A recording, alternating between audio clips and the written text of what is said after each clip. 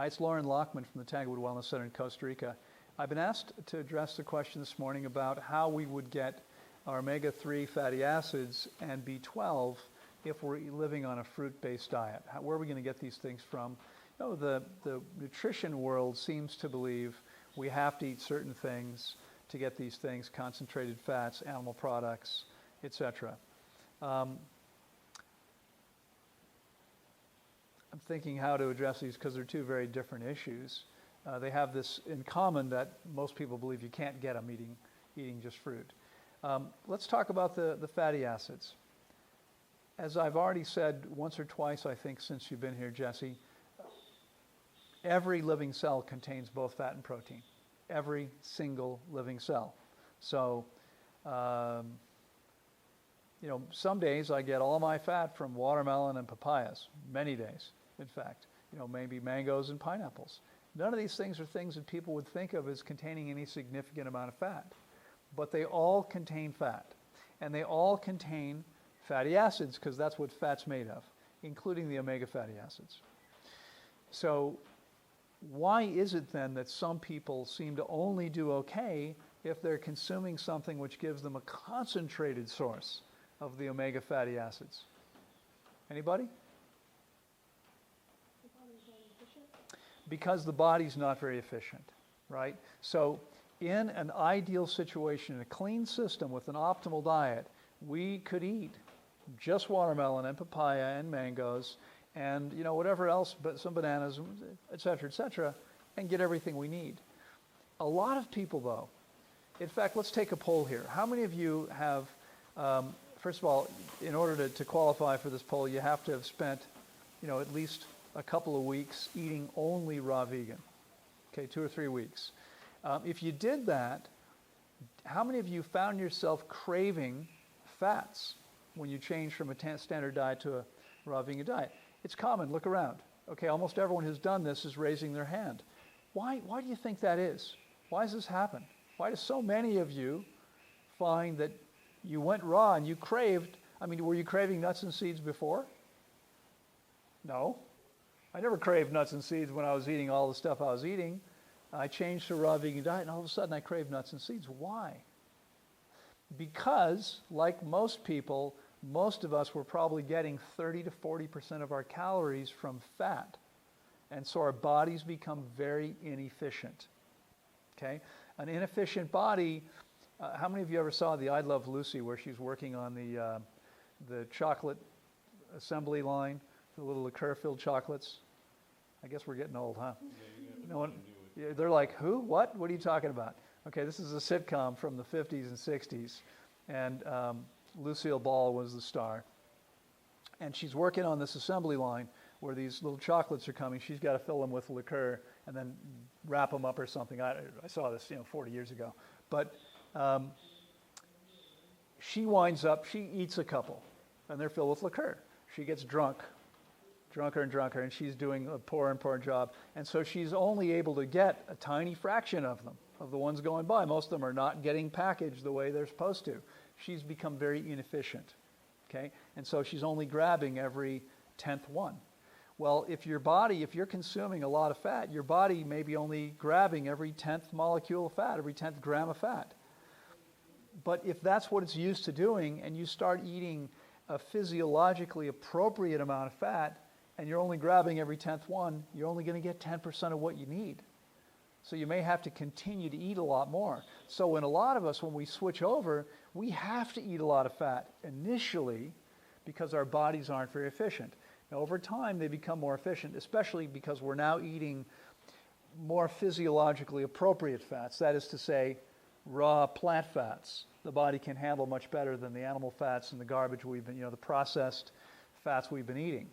So the body becomes better able to handle this and needs less and less over time. And eventually you probably found that you started out eating a lot of nuts and seeds or wanting them and avocados, and that changed later on. You didn't want or need so many of those things later on. That happens to almost everybody, okay? So you want to be clear that efficiency is a huge factor. Remember, in fact, with virtually every nutrient, efficiency may be the greatest factor. So people who are consuming an optimal diet and still have deficiencies probably means their body's not working very well. And we've seen this here with magnesium, potassium, iron, B12, all kinds of things where people come in with clinical deficiencies. They've been diagnosed with a deficiency. They've been treating a deficiency with heavy doses of supplements. They stop taking them. Their symptoms start to come back of the deficiency, but they disappear while fasting. I don't know how to interpret that data with that experience, which I've seen over and over again, except to think the stuff must be in the body somewhere, but the body's not getting it very well. So it's about making the body more efficient, okay? B12 in particular. Now, most people think you got to eat animal products to get B12. And it's true that animal products have lots of B12. First of all, let's look at why that is. B12 comes from where? Bacteria. All B12 is manufactured by bacteria, okay? Animal products are loaded with bacteria. Some percentage of them are making B12. Not all bacteria do, but some percentage of the ones. Animal products are loaded with bacteria. And that shouldn't be surprising. Your body's loaded with bacteria too. According to some experts, you have 10 times as many bacteria in your body as you have your own cells. 10 times. So why can't we get all the B12 we need from the bacteria in our bodies? We can, unless the body is very inefficient.